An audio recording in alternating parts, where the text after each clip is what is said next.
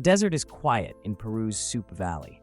Wind drifts across pale sand and low hills, moving around stone forms that have stood here for nearly 5,000 years. There are no carved faces watching from the ruins, no towering monuments meant to declare power, only geometry, space, and silence. And within that silence, a question rises calmly but insistently. How did a fully developed city take shape here so early and endure for centuries, without the tools, technologies, or conflicts usually linked to the birth of urban life? Caral does not announce itself from afar. It emerges slowly from the valley floor, its stepped platforms and sunken plazas blending into the muted tones of desert and stone. The city feels measured and deliberate, shaped to fit this place rather than to dominate it. Even in ruin, intention remains visible, in the spacing between structures, in the way open areas guide movement and attention without force. The Supe Valley itself is narrow and fragile. A single river descends from the Andes, carving a thin green corridor through one of the driest coastal regions on Earth before fading toward the Pacific. Rain is rare. Beyond the riverbanks, the land quickly turns harsh and unforgiving. At first glance, this does not appear to be a setting where one of the earliest cities in the Americas should exist. And yet, Caral stands here, balanced carefully between scarcity and possibility. Seasonal water made agriculture possible, while nearby coastal zones offered access to marine resources. Low hills enclosed the valley without isolating it. Caral occupies this setting with restraint, drawing from multiple environments without exhausting any single one. Its placement suggests long observation, an understanding of how land, water, and distance interact over time. From its earliest phases, Caral shows signs of planning. Large platforms, open plazas, and residential areas relate to one another with clear order. This was not a settlement that slowly grew into complexity. It appears to have been complex from the beginning, and yet something is missing. No early pottery, no metal tools, no defensive walls, no signs of warfare. The familiar markers of early cities are absent. What remains is the place itself, quiet, intact, and unresolved, inviting a closer look at how this city functioned and why its path unfolded so differently. Caral's endurance begins with how closely it responds to its surroundings. The Supe Valley is not abundant, but it is predictable. The river that threads through it follows seasonal rhythms, swelling, receding, and returning in patterns that could be observed across generations. Caral appears aligned with those rhythms, built to work alongside them rather than resist them. Agricultural fields once lined the riverbanks, carefully limited in scale and closely tied to water availability. They did not push far into the surrounding desert. This restraint suggests an understanding of boundaries, an awareness that the valley could sustain growth only within certain limits. Expansion here was measured, not endless. The city remained compact, its core clearly defined by geography as much as by design. Within that core, space was organized around shared centers. Sunken circular plazas sit at the heart of the settlement, open and accessible from multiple directions. These spaces draw movement inward, encouraging gathering rather than separation. Around them rise stepped platform mounds, constructed and renewed over long periods of time. Each building phase added to what already existed, preserving earlier forms rather than replacing them. The methods used to build Caral reveal careful adaptation. Stone walls were reinforced with woven fiber bags filled with rock, allowing structures to flex during earthquakes instead of breaking apart. This approach reflects familiarity with the land's instability and a willingness to work within it. Without metal tools or advanced machinery, durability was achieved through observation and experimentation rather than force. Movement through the city feels intentional. Pathways guide the body toward open plazas and terraces, where sightlines remain clear, and sound would have carried easily across open space. The city appears designed for visibility and coordination, not concealment or defense. There are no obvious barriers dividing neighborhoods or isolating certain areas from others. No single structure overwhelms the rest. No area feels unreachable. Caral presents a landscape of balance, where architecture supports interaction rather than hierarchy.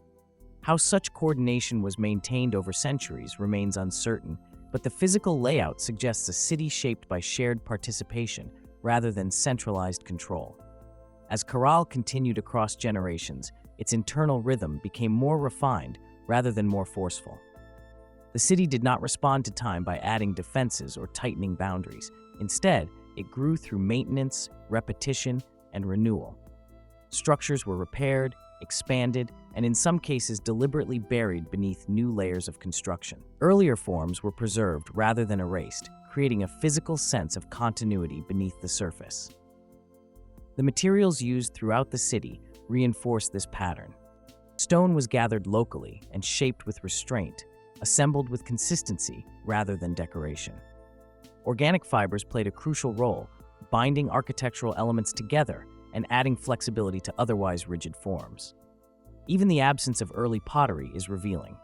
Daily life appears to have relied on baskets, textiles, and other perishable materials that left little trace behind, giving Caral a lighter archaeological footprint than many later urban centers.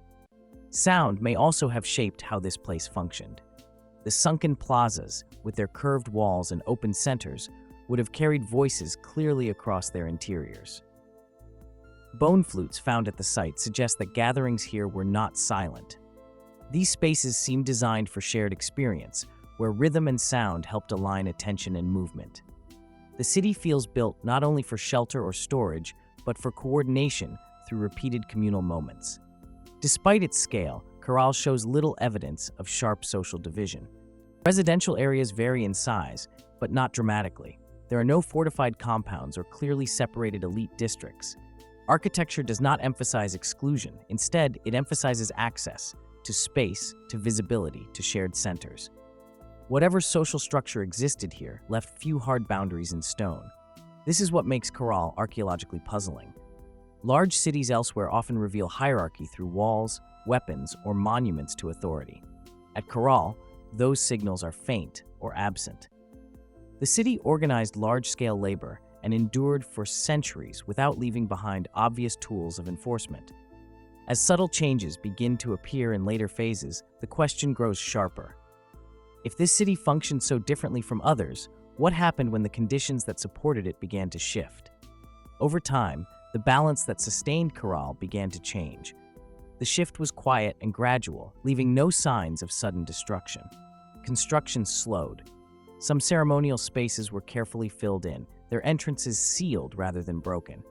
Residential areas show evidence of thinning use, as if daily life was slowly withdrawing from the city's core. There is no layer of ash, no scattered debris of violence. Instead, Caral appears to have been gently quieted, its activity reduced step by step rather than brought to an abrupt end. Environmental change offers one possible explanation. The Supe Valley depends on a narrow and sensitive water system where even modest, long-term shifts in river behavior could affect agricultural reliability. Broader climate variability along the coast may have added further strain. In a city so precisely aligned with its surroundings, small disruptions could ripple outward over time. As regional networks adjusted and priorities shifted, Caral's central role may have weakened, reducing the need to maintain its monumental spaces. What stands out most is that abandonment here does not resemble failure. It feels deliberate. The careful sealing of spaces suggests intention, perhaps a form of closure rather than collapse. Caral seems to have reached a point where its organizing principles no longer matched changing conditions. Instead of endless adaptation, the city was allowed to rest. Its stones remained, its layout endured, life moved elsewhere, leaving the place largely intact. Today, Caral lies open beneath the sky. Its geometry is still clear after nearly 5,000 years. Light moves slowly across the same plazas. Wind follows familiar paths between platforms. The city is preserved not because it was frozen in time, but because it was left undisturbed for so long. What survives is not only architecture, but a question held within the landscape itself. And that question returns once more.